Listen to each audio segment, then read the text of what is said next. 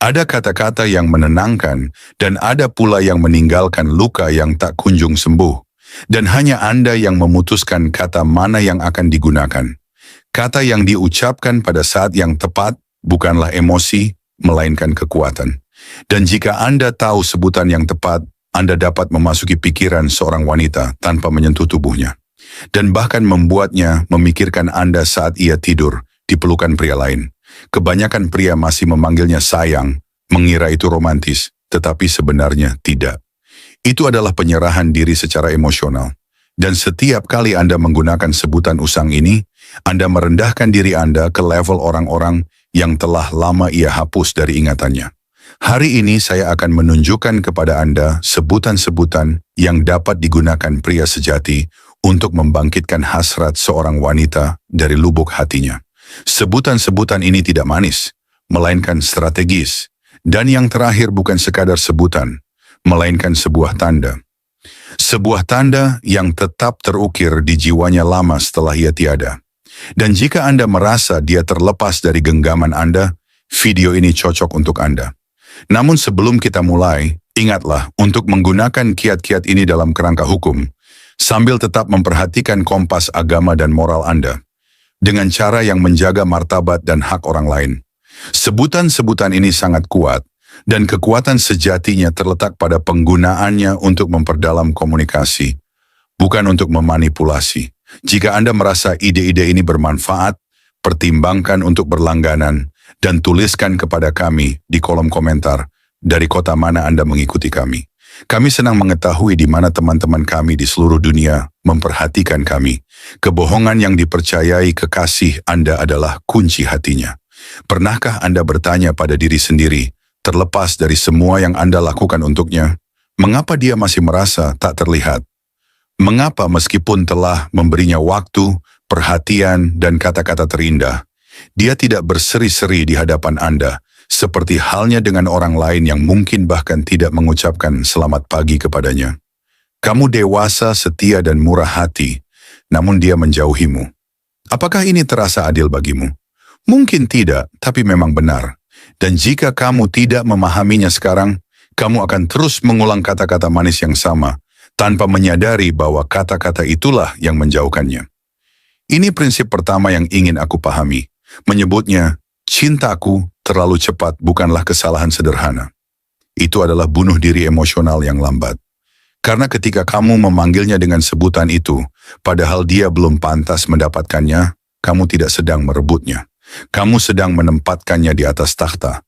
Kamu menyatakan dirimu miliknya, berkata padanya, "Lakukan apapun yang kamu mau denganku, karena aku sudah menganggapmu istimewa." Tahukah kamu apa yang dipikirkan seorang wanita ketika mendengarnya di awal? Pria ini benar-benar milikku, aku tak perlu lagi berusaha untuk merebutnya. Dan ketika seorang wanita merasa tak punya apa-apa lagi untuk dipertaruhkan, gairahnya pun memudar. Sebesar apapun Anda mencintainya, jika dia merasa tak ada yang dipertaruhkan, tak ada lagi yang bisa menariknya kepada Anda. Anggaplah dia sebagai perhiasan yang datang kepadanya melalui pos tanpa diminta. Apapun yang diberikan dengan mudah, akan dilupakan tanpa rasa bersalah. Ketika Anda memanggilnya cintaku terlalu cepat, Anda memberikan diri Anda secara cuma-cuma. Dan karena dia mendapatkan Anda dengan begitu mudahnya, dia tak lagi menginginkan Anda. Prinsip pertama, gelar yang mengungkapkan dirinya, bukan menggambarkannya. Sekarang setelah kita memahami apa yang tidak boleh dikatakan, saatnya mencari tahu apa yang harus dilakukan. Rahasianya bukan terletak pada gelar-gelar cantik seperti kecantikanku atau putriku, melainkan pada gelar yang mengandung sedikit pengungkapan. Apa itu gelar yang mengungkapkan? Gelar yang tidak menggambarkan penampilan luarnya, melainkan mengisyaratkan sifat batinnya, energi yang Anda rasakan darinya. Gelar yang berkata padanya, "Aku melihat melampaui topeng. Aku melihat kekacauan yang indah, kekuatan yang tenang, atau api yang terpendam di dalam dirimu." Interpretasi psikologis. Setiap wanita merasa memiliki sisi tersembunyi yang tidak dilihat orang lain. Ketika Anda memberinya gelar yang mencerminkan sisi ini, Anda menciptakan koneksi yang langsung dan mendalam di tingkat bawah sadar. Anda bukan lagi sekadar pria yang menganggapnya cantik, melainkan pria yang benar-benar memahaminya. Dan rasa dipahami itu adalah afrodisiak paling ampuh. Contoh praktis, alih-alih kecantikanku, cobalah badai kecilku. Jika ia memiliki kepribadian yang kuat dan mudah berubah, gelar ini mengakui kekuatannya, tetapi membingkainya dalam cahaya yang lembut. Atau masalah favoritku, jika ia cenderung dramatis atau berlebihan, Anda mengubah kenegatifannya menjadi sesuatu yang menawan dan menawan. Atau penyihirku, jika kehadirannya misterius dan pengaruhnya terhadapmu kuat. Dengan gelar ini, kamu mengakui kekuasaannya atasmu dengan cara yang membuatnya bergairah, bukan membuatnya takut. Ketika kamu menggunakan gelar seperti ini di tengah percakapan normal, dengan nada tenang dan percaya diri, kamu akan menyadari dia terdiam. Pikirannya mencoba mengartikan kata itu. Dan jeda ini, kebingungan yang nikmat ini, adalah momen ketika dia mulai memikirkanmu dengan cara yang sama sekali berbeda. Prinsip kedua, gelar yang menciptakan dunianya sendiri. Wanita mendambakan untuk merasa istimewa di dunia yang memperlakukan mereka seperti angka. Dan pria yang menciptakan bahasa rahasia dengan mereka menjadi adiktif. Apa nama panggilan ini? Nama panggilan ini berasal dari lelucon pribadi, kenangan bersama, atau detail unik yang hanya kamu sadari tentangnya. Nama panggilan ini mungkin terkait dengan caranya tertawa atau kata yang dia ulangi berulang kali. Interpretasi psikologis. Nama panggilan seperti ini membangun gelembung eksklusif di sekitar kalian berdua. Itu memberitahunya, ada dunia yang hanya untuk kita. Sebuah dunia dengan bahasanya sendiri yang tak seorang pun mengerti.